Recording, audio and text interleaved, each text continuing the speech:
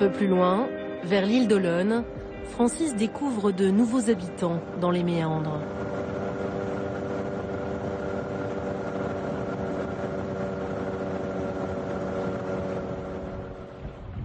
C'est l'histoire de 3 copains, 3 enfants du pays. Avec leur paddle, ces champions de glisse ont découvert ce dédale autrement. Leur terrain de jeu, c'était plutôt la pleine mer. Mais un jour, ils ont eu l'idée de jeter un coup d'œil dans les marais juste derrière chez eux. Je pense que quand ils ont façonné les marais, ils pensaient pas du tout qu'un jour on viendrait faire du stand-up, que ce soit du fitness ou juste de la balade. Donc c'est sympa aussi de pas laisser ces marais un peu abandonnés et on les utilise différemment, quoi. On essaye vraiment de respecter ce qui a été fait il y a longtemps tout en apportant un petit peu d'évolution et en proposant des nouvelles activités, quoi. Les 3 copains proposent au grand public des balades et de la pêche en stand-up paddle. Les anciens ont regardé d'un drôle d'air ces bipèdes adeptes de glisse débarquer dans leur marais. Quand 2 générations se croisent.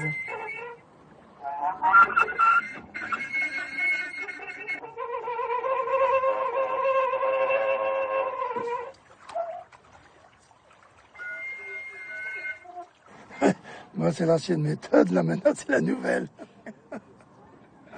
C'est formidable, hein. Mais dans les gens du village, c'est pas la même chose. C'est vrai qu'au départ, ça surprend énormément. Donc c'est rigolo de voir la tête des gens quand on arrive. En plus, avec une canne dans le dos, ils pensent que c'est une antenne télé.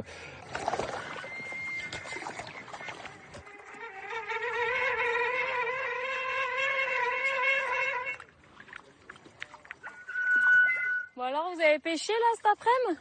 Ah non, pas du tout, regardez. Ils sont Ah ouais.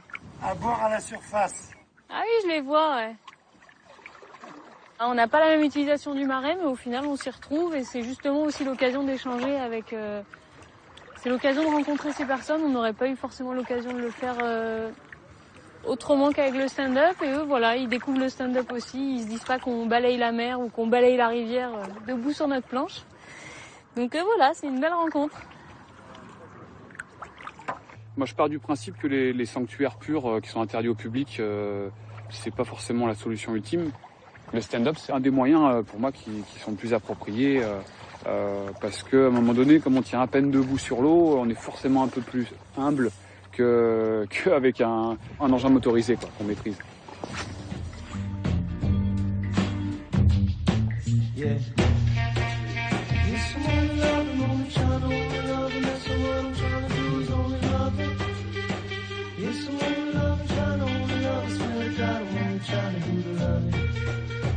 Le camp de base des copains, c'est cette ancienne cabane ostréicole qu'ils ont transformée en petit bar au cœur des marais.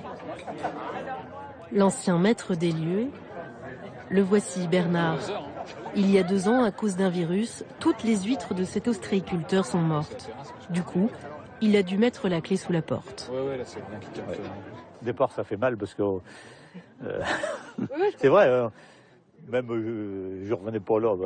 Enfin bon, mais maintenant c'est France, ça a vraiment changé. Ça c'est reparti sur un autre pied. Hein, ça change. Oui. C'est un lieu béni. C'est un peu. Oui. C'est vrai. Hein.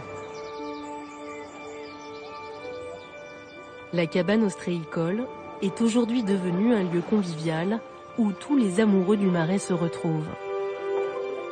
Ce soir d'ailleurs, il y a Francis, le pilote du LM. Il a invité tous ceux qu'il a capturés dans son objectif. Caro et Mathieu, les passionnés de glisse, et Stéphane, le saunier. Francis a une surprise à leur faire, les photos qu'il a prises d'eux à bord de son ULM. On n'imagine pas que c'est ici, quoi. Le pont est là.